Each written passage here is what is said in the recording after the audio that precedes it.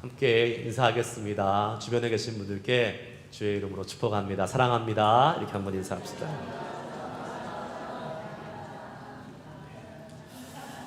네, 함께 같이 예배드릴 수 있는 우리 귀한 형제 자매님들 계셔서 얼마나 감사한지 모릅니다. 정말 사랑하고 축복하는 마음으로 진짜 여러분들을 주의 이름으로 축복합니다. 오늘 말씀 제목 한번 따라해 보겠습니다. 시험은 반드시 통과해야 합니다. 네, 그 앞에 있죠. 믿음이라는 게 있는데 믿음을 갖기 위해서 시험을 반드시 통과해야 된다라는 그러한 제목을 가지고 함께 말씀을 나누려고 합니다. 여러분, 제가 지금 말하는 구절이 어느 성경에 나와 있는지 한번 생각해 보세요. 죽고자 하면 살 것이요 살고자 하면 죽을 것이라. 어디 나오는 말씀이죠? 네? 진짜 성경에 있다고 생각하시는 건 아니죠? 충무공 이순신이 한 말이잖아요. 명랑해전에서 제군들이여 죽고자 하면 살 것이요 살고자 하면 죽을 것이다 말인데 왜 이게 성경 말씀처럼 들릴까요? 우리한테는 예수님이 훨씬 전에 이 말씀 하셨어요. 네, 비슷한 말씀 하셨잖아요. 누가복음 9장 23절에서 34절 말씀 한번 같이 읽어볼까요? 시작. 또 우리에게 이르시되 아무든지 나를 따라오려거든 자기를 부인하고 날마다 제 십자가를 지고 나를 따를 것이니라. 누구든지 제 목숨을 구원하고자 하면 잃을 것이요 누구든지 나를 위하여 제 목숨을 잃으면 구원하리라. 아멘. 이순신 장군이 예수를 믿었나? 이렇게 하여튼 예수님이 먼저 얘기하셨으니까 네, 모르는 일이죠. 네. 여러분, 우리가 신앙생활 하다 보면 이 지금 읽었던 누가복음 9장의 이 말씀을 참 많이 듣게 됩니다. 자기를 부인하고 십자가를 지라. 한마디로 뭐죠? 죽어라라는 말. 죽어라라는 말이에요. 그렇습니다. 예수를 믿는다는 것은, 예수를 따른다는 것은 나를 죽이고 내 안에 예수님의 사시게 하는 것을, 그러한 삶을 의미합니다. 그래서 사도 바울도 뭐라고 고백했어요? 나는 날마다 뭐 한다고요? 죽노라 라고 고백했어요. 나는 날마다 죽노라 라고 고백했습니다. 그런데 죽는 거 좋아하는 사람 없습니다. 여러분, 죽는 거 좋아하세요? 죽는 거 좋아하면 그렇게 열심히 올게닉 음식 챙겨 먹고 맨날 조깅하고 걷고 안 하십니다. 죽는 거 안 좋아해요. 잘 살아보겠다고 그러는 거 아니겠습니까? 건강하게 살겠다고 우리 잘 먹고 운동하고 또 그렇게 사는 겁니다. 아프면 병원도 가요. 죽고 싶으면 그냥 가만히 있어야죠. 병원도 가서 고치고 어떻게 해서든지 우리는 아둥바둥 살아보겠다고 사는 게 우리 인생 아니겠습니까? 그런데 성경은 계속 죽으라고 얘기해요. 예수님은 계속 죽으라고 말씀하십니다. 왜 그럴까요? 성경을 잘 읽고 우리가 예수님을 제대로 만난 사람은 아십니다. 우리가 진정으로 죽을 때에 진짜 삶이 열리는 것입니다. 우리 그리스도인들의 죽음은요, 사실은 끝이 아니잖아요. 죽고 끝나면 우리처럼 허망한 사람은 없습니다. 우리처럼 불쌍한 사람은 없다고 사도 바울은 얘기하잖아요. 죽음이 끝이 아니에요. 죽고 나면 뭐가 열려요? 부활의 삶이 열립니다. 영원한 삶이 열려요. 그거는 내가 지금까지 내가 스스로 살아갔던 내 인생과는 비교할 수 없을 정도로 너무나도 가치 있고 위대한 삶입니다. 믿으십니까, 여러분? 아멘. 우리가 예수 믿는 최종 목표가 뭐예요, 여러분? 뭐예요? 영생, 다른 말로 하면 천국 가는 거죠. 근데 천국에 가려면 반드시 필요한 게 뭐예요? 죽어야죠. 안 죽고 천국은 못 갑니다. 죽어야지 천국에 갈 수 있는 거지요. 여러분, 그런데 희한하게 우리 그리스도인들은, 우리들은 천국을 소망하고 천국을 가고 싶다고는 외치지만 정작 죽으려고는 하지 않습니다. 이거 너무 아이러니한 거예요. 그러나 예수님이 말씀하신 천국은 우리가 죽어서 가는 이생의 천국만을 이야기하는 것이 아니라 우리가 살아가는 삶에서도 천국을 누릴 수 있다라고 주님은 말씀하셨습니다. 아니, 이미 천국이 우리 가운데 와 있다라고 말씀하셨죠. 누가복음 17장 21절에 하나님의 나라는 이미 어디 안에 있다고요? 너희 안에 있다라고 예수님이 말씀하셨어요. 그러면 우리는 우리의 인생을 살아가면서 이 하나님의 나라 천국을 경험하는 삶을 살아야 되는데, 만약에 우리가 그 천국을 경험하지 못하고 있다, 그러면 이유는 딱 한 가지죠. 뭐예요? 안 죽으니까. 안 죽고 사니까. 내가 내 인생의 주인이 되어서 내가 내 인생을 컨트롤하고 내 인생의 기쁨을 내가 추구하려고 하니까 내 인생은 힘든 거예요. 내 인생은 천국이 아니라 지옥인 거죠. 아직도 내 자신을 십자가에 완전히 못 박지 않았기 때문에, 내가 완전히 죽지 않았기 때문에 내 삶에서 예수님 이미 천국이 우리 가운데 있다고 말씀하셨는데 그 천국을 우리는 마음껏 충분히 경험하지 못하고 있는 것이라고 저는 생각을 합니다. 저는 그래서 오늘 말씀을 통해서 우리 자신을 죽이라는 시험을 통해 우리에게 온전한 믿음을 허락해 주시는 이 하나님의 은혜에 대해서 한번 여러분과 나누길 원해요. 성경에 믿음장이 나옵니다. 어디죠? 히브리서 10 몇 장? 11장. 네. 정확하게 하셔야 돼요. 히브리서 11장은 믿음장입니다. 거기에 성경에 나왔던 믿음의 인물들이 쭉 나와요. 아벨부터 시작해서 에녹, 노아, 모세, 야곱 쭉 나옵니다. 다 한 절, 두 절 정도 나와요. 근데 유독 한 사람이 어마어마한 분량을 차지하고 있습니다. 누구예요?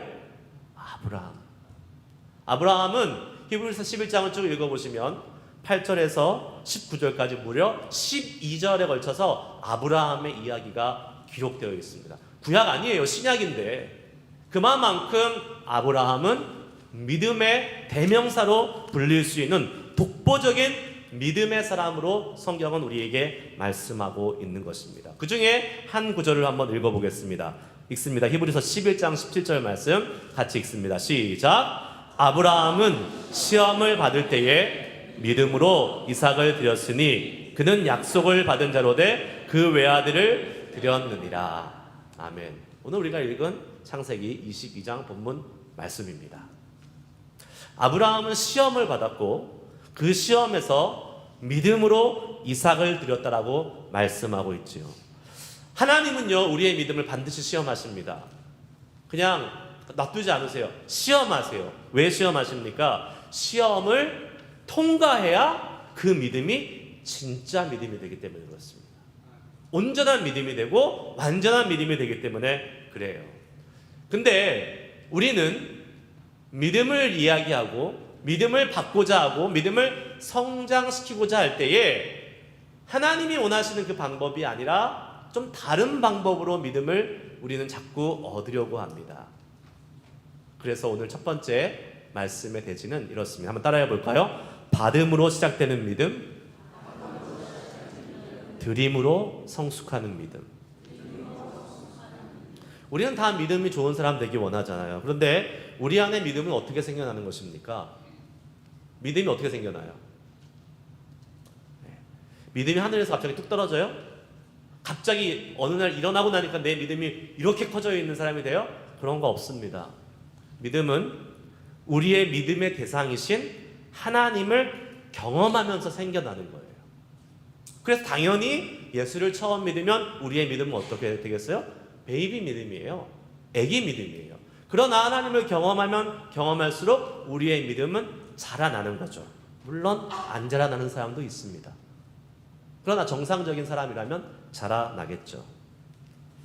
많은 경우 우리는 하나님께서 믿음의 연수를 지나가면서 하나님을 많이 경험하면서 하나님이 베풀어 주신 은혜와 복을 받고 그 결과로 믿음이 좋아진다라고 생각을 합니다.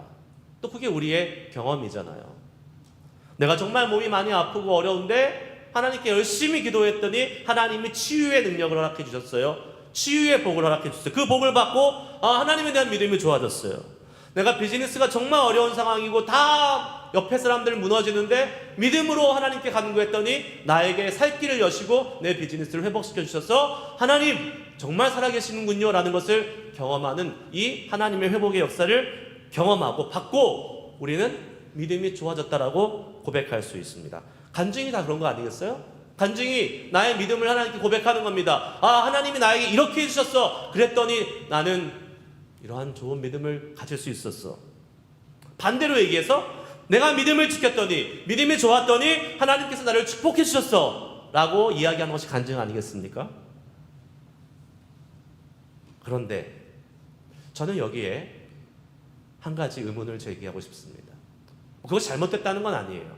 그러나 그것이 우리의 믿음의 시작은 될 수 있어도 우리의 믿음이 추구하고 나아가야 될 최종 목적은 될 수 없는 것입니다. 왜 그럴까요? 하나님으로부터 받은 복에 계속 기초하고 내가 받은 복을 계속 생각하면서 거기에서 내 믿음이 자라난다고 생각하면 아주 심각한 문제를 나중에 만나게 됩니다. 내가 받은 복 뭐예요? 내가 생각할 때 좋은 거잖아요. 아까 얘기했잖아요. 내가 병을 낫기 기도했을 때 병이 낫게 해주시는 하나님, 내가 재정적으로 어려웠을 때 나의 재정을 풍성해주게 하시는 하나님, 내 가족이 내 자녀가 속을 썩일 때 내가 기도했더니 자녀가 속을 안 썩이고 착해지고 효도하는 자녀가 되는 그런 나의 원대로 나의 소원대로 되는 이것을 경험할 때에 그것을 하나님의 복으로 간주하고 거기에서 우리의 은혜를 쌓기 시작하면 어떤 일이 벌어지냐? 만약에 내가 기도한 대로 하나님이 안 해주시면 어떨 거예요? 내가 소원하는 것이 있고 내가 바라는 것이 있는데 그것대로 하나님이 안 해주시면 그때는 나의 믿음은 어디로 가야 되는 것입니까? 여러분 이걸 심각하게 한번 생각해 봐야 될 문제입니다. 우리의 신앙의 여정에서요, 분명한 사실은 내가 원하고 내가 바라는 대로만 하나님이 응답하지 않으신다는 거예요. 내가 원하고 바라는 것을 이루어 줄 때도 있지만 나의 생각보다 크고 나의 예상보다 훨씬 더 뛰어나신 하나님은 미리 다 보고 계시기 때문에 내가 헛된 것을 구하거나 내가 해로운 것을 구하거나 내게 필요 없는 것을 구할 때 하나님이 주시겠어요? 안 주시겠어요? 안 주시죠. 그러면 내가 원하는 것을 받지 못하는 그 상황에 딱 도달했을 때에 나의 믿음은, 만약에 내 믿음이 받는 것으로만 쌓여졌다면 그때는 내 믿음이 퀘스천 마크를 딱 던지면서 하나님에 대한 신뢰를 접게 될 가능성이 있다는 거예요. 이스라엘 백성들을 보십시오. 출애굽한 이스라엘 백성들 얼마나 놀라운 은혜를 경험했습니까? 대표적으로 애굽 땅에서 마지막 날 밤에 하나님의 죽음의 사자가 모든 집을 하나하나 돌아다니면서 거기에 태어난 첫 번째 아들을 다 죽입니다. 가축도 포함해서 장자 첫 번째 것은 다 죽여요. 한꺼번에 초상이 나는 거예요. 그런데 누구만 살아남았어요? 이스라엘 백성의 집만 살아남은 놀라운 은혜를 경험했습니다. 살려달라고 빌었을까요? 안 빌었을까요? 빌었겠죠. 물론 미리 하나님이 말씀해 주셨지만 진짜 줄초상이 나는 것을 보면서 이스라엘 백성들은 아마 마음속으로 막 불안했을 거예요. 하나님 살려달라고 계속 기도하는 마음으로 기다리고 있었을 거예요. 그래서 하나님의 은혜로 생명의 보전을 얻는 이것을 경험했지요. 그리고 광야로 나갑니다. 나간 지 얼마 되지 않았어요. 그런데 무슨 일이 벌어졌어요? 먹을 게 없어요. 자기들이 예상했던 것과 달라요. 그래도 하나님이 인도해 주셨으면 먹는 것 정도는 책임져 주셔야 되는 거 아니야? 그래도 애굽에서 건져냈으면 애굽보다는 잘 먹여 주셔야 되는 거 아니야? 이러한 기대가 있었을지 모르겠어요. 그런데 웬걸?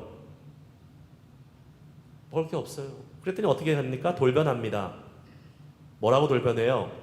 원망하면 이렇게 얘기하지 않습니까? 출애굽기 16장 2절 3절 다 같이 읽습니다. 시작. 이스라엘 자손 온 회중이 그 광야에서 모세 아론을 원망하여 이스라엘 자손이 그들에게 이르되 우리가 애굽 땅에서 고기 가마 곁에 앉아 있던 때와 떡을 배불리 먹던 때에 여호와의 손에 죽었더라면 좋았을 것을 너희가 이 광야로 우리를 인도해 내어 이 온 회중이 줄여 죽게 하는도다.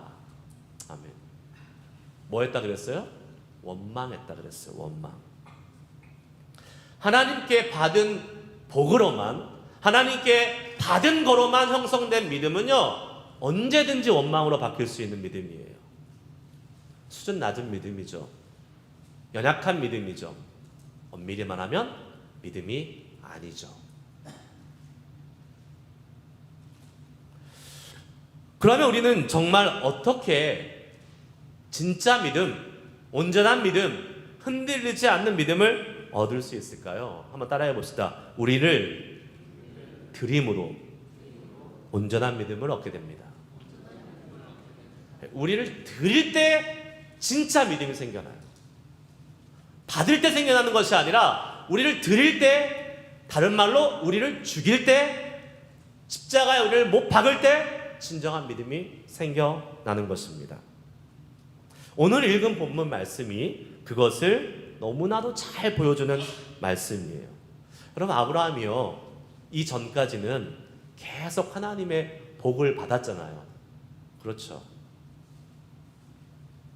낯선 미지의 땅으로 갔더니 거기서 하나님이 지켜주시고 보호하시며 복을 받았어요. 기근에 애굽으로 내려가고 막 아내를 누이라고 속여도 하나님이 지켜주셔서 생명을 보호받고 오히려 재산도 늘어나고 복을 받았어요. 그러니 하나님 너무 좋다, 하나님 나에게 좋은 거 베풀어 주시는구나. 결정적으로 뭐가 있었어요?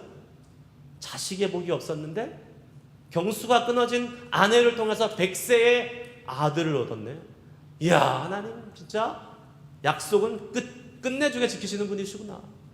계속 하나님이 주시는 복을 경험하는데 그 정도면 충분한 믿음이 형성되지 않았을까요? 그런데 하나님은 뭐라고 하십니까?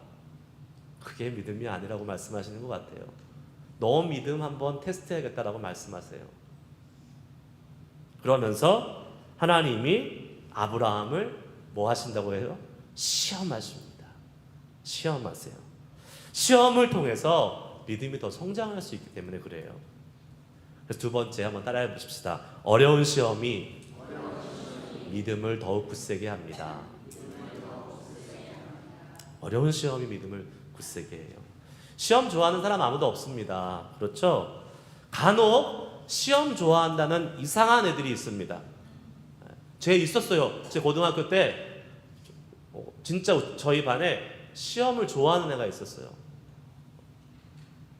친구가 있었을까요? 없었을까요? 없었어요. 왕따죠. 제정신이 아니니까.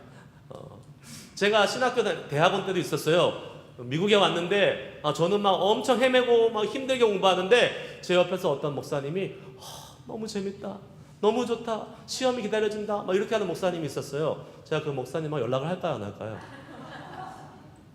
합니다. 그래도 자주는 안 해요. 염장 지르는 캐릭터죠. 그런 사람들을. 예. 시험은 좋아하는 사람이 아무도 없어요. 그런데 하나님은 우리에게 시험을 주시는데 어려운 시험을 주십니다. 그냥 쉬운 시험을 안 주세요. 믿음을 성장시키기 위해서 우리를 테스트하시고 시험하시는데 난이도가 극상이에요. 극상. 요새 여러분 많이 들으셨죠? 뉴스, 한국 뉴스 보시면 킬러 문항, 그 사람의 실력을 변별할 수 있는 아주 난이도가 높은 어려운 시험 문제 하나님이 주십니다. 2절 말씀 같이 읽습니다. 시작. 여호와께서 이르시되 내 아들 내 사랑하는 독자 이삭을 데리고 모리아 땅으로 가서 내가 내게 일러준 한 산 거기서 그를 번제로 드리라. 아멘. 외아들 이삭을 번제로 드리라는 하나님의 시험 문제를 받습니다. 이해를 할 수도 없고 도저히 이해가 될 수도 없고 절대로 할 수도 없는 그러한 아주 어려운 시험 문제를 하나님이 주셨습니다. 아들을 바치라니요. 그것도 번제로. 번제로 드린다는 말은 뭐예요? 칼로 각을 뜨고 살근살근 다 살을 저며낸 다음에 제단 위에 올려서 완전히 탈 때까지, 재가 될 때까지 태우는 것이 번제잖아요. 여러분에게 하나님이 이러한 시험을 주신다면 여러분의 반응은 어떠시겠습니까? 어떠실 것 같아요, 여러분? 하실 수 있을 것 같아요? 우리는 두 가지 반응으로 이걸 거부할 겁니다. 첫 번째, 이성적인 반응이에요. 이건 잘못된 시험 문제야. 그렇죠? 잘못된 시험 문제야. 뭔가 착오가 있을 거야. 하나님이 사람을 제물로 받으시는 분이 아니잖아. 하나님이 분명히 성경에서도 말했는데 하나님은 사람을 바치지 말라 그랬어. 레위기 20장 2절에 너는 이스라엘 자손에게 또 이르라. 그가 이스라엘 자손이든지 이스라엘에 거류하던 거류민이든지 그 자식을 몰렉에게 주면 반드시 죽이래. 하나님은 사람을 신에게 바치는 것을 허용하지 않는 분이에요. 그런데 하나님이 지금 뭐라고 하고 있어요? 이삭을, 네 아들을 나에게 바치라라고 얘기하고 있습니다. 아, 하나님 뭔가 잘못하셨구나. 이 시험 문제 잘못 나왔어요. 하나님 실수하셨어요. 그러니 우리는 어떻게 얘기해요? 시험 문제 바꿔주세요. 이게 우리의 이성적인 반응입니다. 그리고 이제는 잘못 왔으니까 제대로 된 시험 문제가 나한테 올 거야 라고 내 이성으로 하나님의 시험을 판단해서 거부합니다. 두 번째 반응은 감정적으로 거부할 수 있는 반응이에요. 자, 이삭은 하나님이 아브라함에게 100세의 약속으로 주신 아들이잖아요. 사라가 임신할 수 없는 상황, 경수가 끊어져서 도저히 임신할 수 없는 상황에 오직 하나님의 주권적인 능력으로 임신이 되었고 100세의 하나님의 약속대로 아들이 떡하니 나온 그 사람이 이삭이에요. 그런데 하나님의 약속의 자녀로 얻은 그 이삭을 하나님이 뭐라고 하고 있어요? 죽여라라고 그랬어요. 그 이삭을 통해서 열국의 아비를 만들어 주시겠다. 아브라함아 부를 때 아브라함이 뭐예요? 열국의 아비, 온 세상의 아버지. 그런데 지금 이삭 죽으면 열국의 아비가 될 수 있어요? 없어요? 없죠. 그런데 지금 자꾸 죽이라고 얘기하고 있는 겁니다. 이게 말이 되는 거예요? 안 되는 거예요? 안 되죠. 세상에서 제일 치사한 게 뭐예요? 줬다 뺏는 거. 줬다 뺏는 거 제일 치사한 거잖아요. 그러니까 이게 빈정이 상하겠어요? 안 상했어요? 아브라함 입장에서 감정이 상할 수밖에 없는 거죠. 뭐예요, 하나님? 좀 장난하는 거예요? 저같이 아들이 3명이면 1명 정도는 뭐 이렇게 안 되겠죠? 안 되죠. 근데 독자예요, 독자. 유일한 아들이에요. 그런데 하나님이 바치라 그래요. 감정적으로 기분이 상하고 빈정이 상해서 에이, 안 해요, 하나님. 그거 나 안 해. 쳐버려요, 그냥. 치워버려요. 이렇게 반응할 수 있을 것입니다. 이삭을 번제로 드리라는 이 하나님의 시험은요, 이성적으로 감정적으로도 절대 받아들일 수 없는 하나님의 시험이었습니다. 우리도 그럴 때 있지 않습니까, 여러분? 우리도 그래요. 내가 알고 있고 내가 경험했던 내 지식 속에 이렇게 내가 알고 있는 하나님, 그 하나님이 벗어나서 내가 요만큼 안에서 하나님이 말씀하셔야 되는데 여기서 말씀하세요, 이거 하라고 말씀하시면 우리는 이성적으로 감정적으로 못한다라고 반응합니다. 아이, 그럴 리 없어, 하나님이 그러실 분 아니야. 하나님 그러시깁니까? 이렇게 나가는 거죠. 그런데 우리가 어떤 때 그런 반응을 주로 해요? 아까 말한 대로 내 생각에서 벗어나니까 내가 하기 싫은 것, 내가 하기 어려운 것 하나님이 말씀하실 때 우리는요 그러한 반응을 하는 겁니다. 그러면서 우리는 시험을 거부하는 거예요. 내가 치를 시험이 아니라고 생각하는 거예요. 그러면 어떻게 돼요? 시험을 거부하면 시험 못 보죠. 시험을 못 보면 시험을 통과 못 해요. 그러면 어떻게 되는 겁니까? 우리의 믿음은 온전한 믿음이 안 되는 거죠. 그저 그런 수준에 머무는 거죠. 어린아이와 같이 언제든지 자기의 기분에 따라서 믿었다가 원망했다가 바뀔 수 있는 믿음에 불과한 것입니다. 그러면 우리는 그 수준에서 머무르지 않고 어떻게 그 하나님의 이 어려운 시험을 통과할 수 있을까? 한번 따라해 봅시다. 시험이 아닌 하나님께 집중하면 통과할 수 있습니다. 3절 말씀 같이 한번 봅니다. 시작. 아브라함이 아침에 일찍이 일어나 나귀의 안장을 지우고 두 종과 그의 아들 이삭을 데리고 번제에 쓸 나무를 쪼개어 가지고 떠나 하나님이 자기에게 일러주신 곳으로 가더니. 아침에 일찍이 일어났어. 하나님이 자기의 일러주신 곳으로 가기 시작합니다. 어쩌면 여러분 이 아브라함이 했던 이 행동이 우리는 좀 이해가 안 될 수가 있어요. 아니 아브라함의 반응이 너무나도 단호하고 너무나도 뭐랄까 그냥 타협이 없었어요. 기계적이었어요. 마치 진짜 아버지 맞아?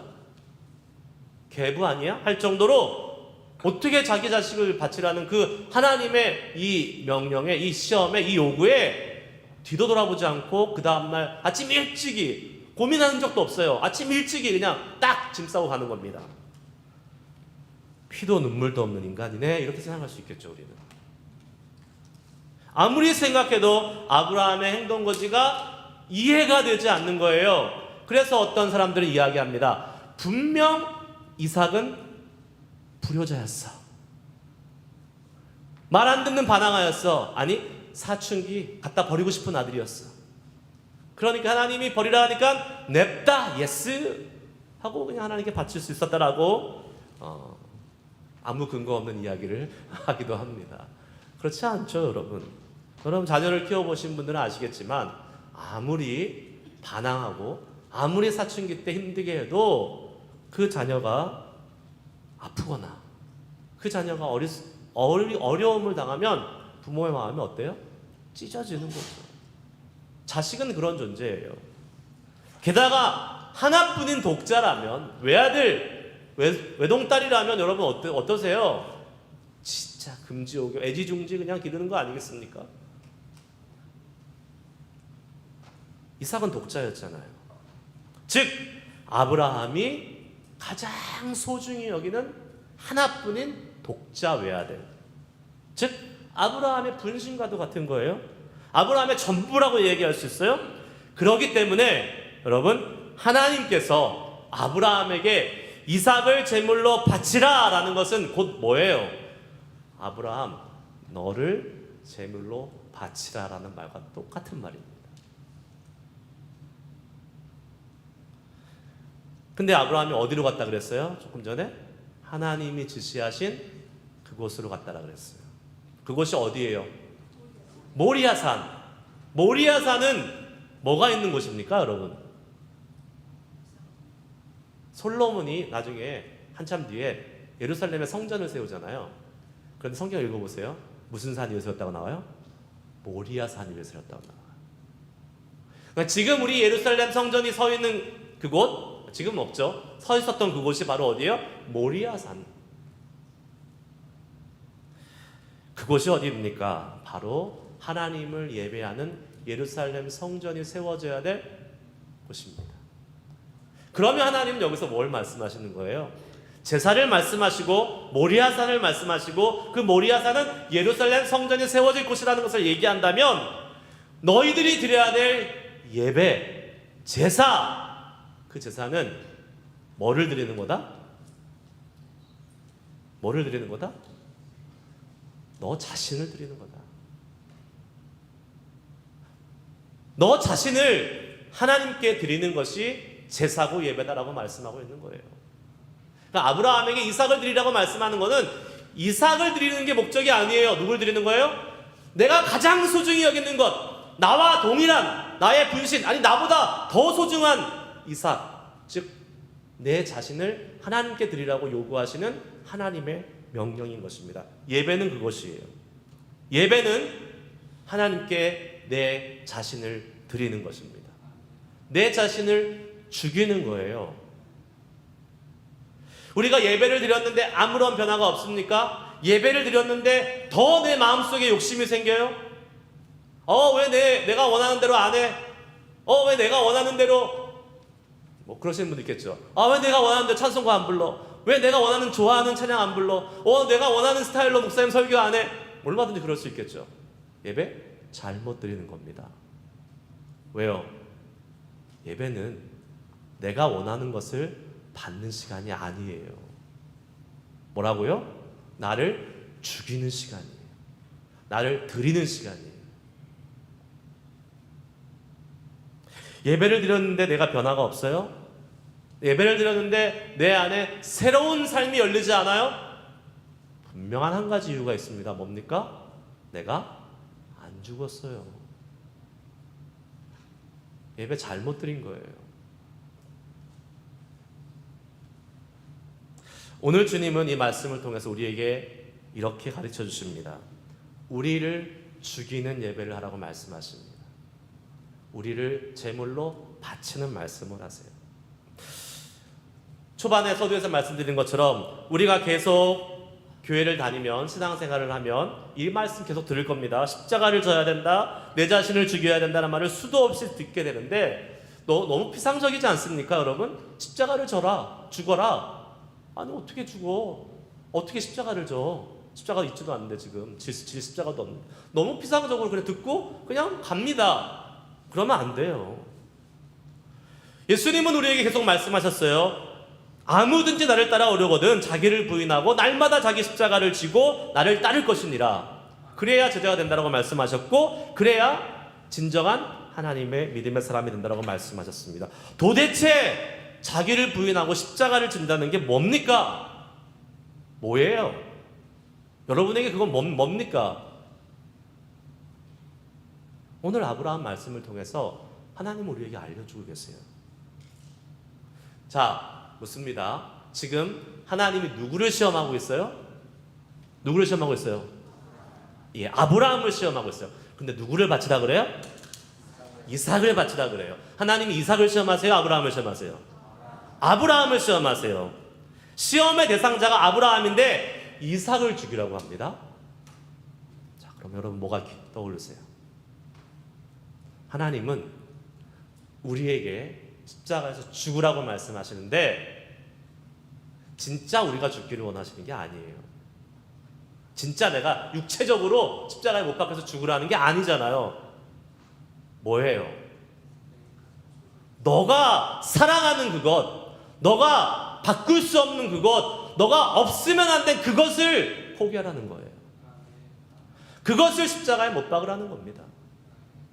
그게 십자가에 못 박는 거예요. 그냥 피상적으로 십자가에 못 박고 나가 죽으라고 하니까 내가 죽나 보다, 이게 아니에요. 진짜 내가 사랑하는 것, 내가 절대로 포기할 수 없는 것, 내가 아들, 내 분신처럼 내 생명보다 더 소중히 여기는 이삭을 드려, 그것이 십자가에 못 박는 거야 라고 주님은 우리에게 말씀해 주고 있다는 사실입니다. 이거 쉬운 일입니까? 아니죠. 어려운 일입니다. 그러나 이 쉽지 않은 어려움을 통과해야 우리는 온전한 믿음의 소유자가 될 수 있다라고 성경은 오늘 우리에게 증거해주고 있는 거예요. 그럼 그 시험을 패스할 수 있는 방법을 알아야 될 거 아니에요. 그게 뭐예요? 오늘 아브라함처럼 하는 겁니다. 어떻게 해요? 아침 일찍 일어나 자기에게 알려주신 곳으로 거침없이 가는 겁니다. 자, 일어났는데 이삭을 쳐다보면 갈 수 있어요? 없어요? 없어요. 왜요? 얘 데려다가 이제 죽여야 되는 거예요. 이삭을 쳐다보고 있으면 못 가요. 절대 그 시험을 통과할 수 없어요. 그러니까 이삭을 안 보고 뭘 봐야 돼요? 하나님을 봐야 돼요. 하나님이 주신 시험 문제를 보는 것이 아니라 그 시험 문제를 내신 하나님을 보는 거예요. 어떻게? 나의 삶을 통해서 우리가 경험했잖아요. 여태까지 경험했잖아요. 하나님은 신실하신 분이고, 하나님은 나를 사랑하시는 분이고, 하나님은 나에게 좋은 것을 주시는 분인데, 하나님이 나를 골탕 먹이려고 이 시험 주시는 것이 아니고, 하나님이 나를 어렵게 하려고 이 시험을 주신 것이 아니고, 하나님은 나에게 좋은 것을 주시기 위해서 이 시험을 주셨는데 내가 이해되지 않아. 그렇다고 내가 안 갈 수 없지. 나는 하나님을 믿으니까 갈 거야. 하나님을 보고 가는 거예요. 시험을 보는 것이 아니라 뭘 보라고요? 하나님을 보라고요. 신실하신 하나님을 보라고요. 그러고 주저없이 믿음의 발걸음을 아브라함처럼 떼는 겁니다. 고민하지 않는 거예요. 아침 일찍 일어나서 가는 거예요. 그러면 아브라함의 위대한 믿음의 그 모습이 우리 가운데도 나타나게 될 줄 믿습니다. 말씀 마치겠습니다. 하나님께서요, 우리에게 그냥 그저 그런 시험 안 주십니다. 왜요? 하나님은 우리가 믿음의 온전한 믿음의 사람이 되길 원하세요. 그렇기 때문에 우리에게 어려운 시험 주세요. 그 시험은 뭐예요? 오늘도 죽으라는 시험입니다. 죽으래요. 아니, 살고 싶어서 교회 나왔는데 교회 왔더니 죽으래요. 그런데 진짜 죽어야 합니다. 죽지 않으면 우리는 온전한 믿음을 얻을 수가 없어요. 우리가 죽으면 그때 비로소 예수님의 사시는 놀라운 통성한 삶이 열려요. 우리가 죽으면 그때 이전에 받을 때만 경험했던 그 얄팍한 믿음에서 내가 하나님께 드림으로, 내가 하나님께 죽음으로 얻을 수 있는 이 아브라함의 위대한 믿음을 경험하게 되는 것입니다. 제가 작년에 우리 교회에 올 때 하나님께서 저에게 주셨던 말씀이 있었어요. 궁금하시죠? 제가 이미 설교했어요. 2021년 12월 둘째 주인가 설교했어요. 궁금하시면 유튜브에 가서 돌려보시기 바랍니다. 요한복음 12장 24절 말씀이에요. 내가 진실로 진실로 너희에게 이르노니 한 알의 밀이 땅에 떨어져 죽지 아니하면 한 알 그대로 있고 죽으면 많은 열매를 맺느니라. 또 죽으래요. 제가 실리콘밸리 장로교회에 오기로 마음의 결심을 했는데 하나님이 이 말씀을 제 가운데 주셨어요. 저희 아내랑 저가 같이 기도하고 이야기하는데 이 말씀을 계속 얘기했어요. 하나님이 우리 죽으라고 실리콘밸리 장로교회에 보내시나 보다. 그래서 저희가 어떻게 했는지 아십니까? 까짓것 죽지 뭐. 그리고 왔어요, 진짜.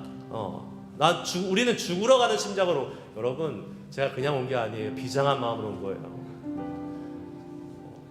죽을 각오하고 온 거예요, 저는. 제가 죽었어요, 안 죽었어요? 죽었어요, 안 죽었어요?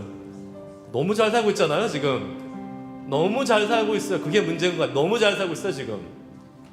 그러나 이미 전 죽었어요. 왜요? 제가 그 결심을 하는 순간 저는 없는 거예요. 하나님이 우리에게 진짜 우리의 목숨을 원하실까요?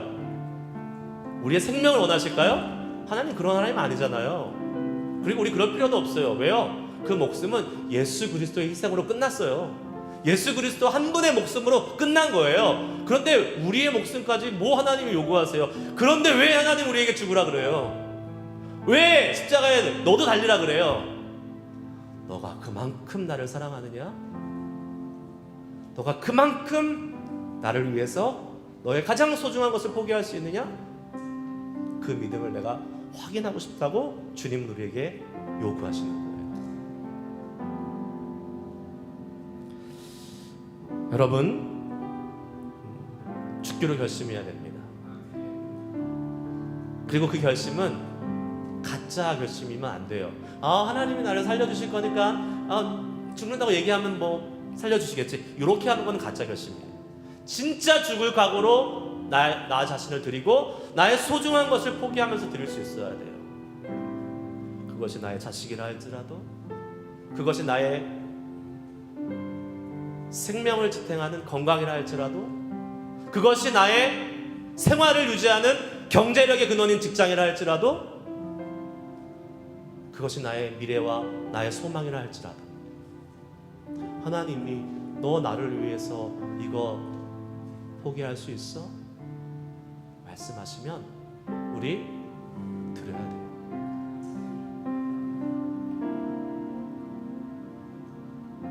그런데 말씀드렸잖아요. 하나님 우리 목숨 요구하지 않으세요. 그거 뺏으려고 그러시는 거 아니라고요. 어떻게 알 수 있습니까? 오늘 13절 14절 말씀을 다 같이 읽고 마치겠습니다. 읽습니다. 시작. 아브라함이 눈을 들어 살펴본즉 한 수량이 뒤에 있는데 뿔이 풀에 걸려 있는지라. 아브라함이 가서 그 수양을 가져다가 아들을 대신하여 번제로 드렸더라. 아브라함이 그 땅 이름을 여호와 이레라 하였으므로 오늘까지 사람들이 이르기를 여호와의 산에서 준비되리라 하더라. 아멘. 우리가 죽기로 결심하고 우리가 죽으러 나아가면 하나님은 어떻게 하세요? 우리를 죽이신다 안 죽이신다? 안 죽이세요. 그리고 하나님의 방법으로 준비해 놓으신 하나님의 것이 예비되어 있어요.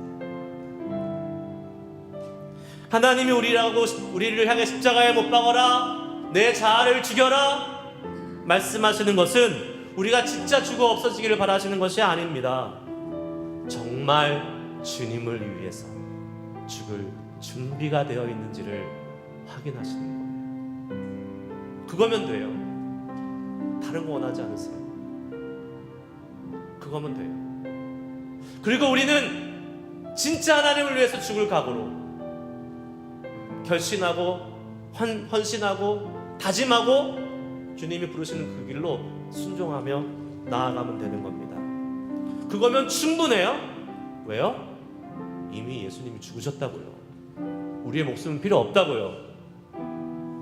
예수님이 다 갚으셨고 다 죽으셨고 필요한 모든 생명을 다 바치셨는데 우리의 하찮은 생명 주님이 원치 않으십니다. 그럼에도 불구하고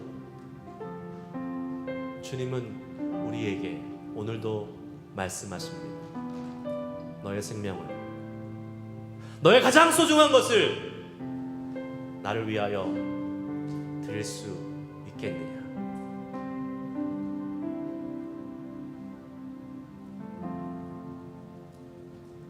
하나님이 우리를 죽음으로 내모시려고, 하나님이 우리를 어려운 가운데 골탕 먹이시려고, 힘들게 하시려고 우리에게 자꾸 이런 어려운 시험을 주시는 거예요?